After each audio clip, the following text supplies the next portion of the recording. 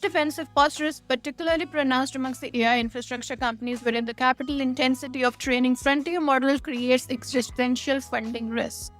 A company that is burning $500 million annually on compute cannot afford funding gaps. The margin for error is effectively zero, making large cash buffers a competitive necessity rather than a luxury. And that's why we have the bifurcation problem. The concentration of capital amongst a dozen perceived winners has created a two-tier market. Late-stage companies with proven traction and brand recognition attract capital almost effortlessly, often raising more than what they need.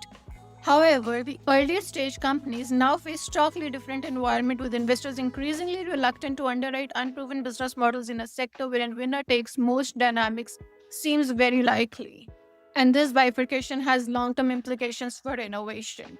The current funding environment favors scale over experimentation, incumbency over disruption. Startups outside the consensus list of winners must operate with greater capital efficiency, which may constrain their ability to compete on research intensity or talent acquisition.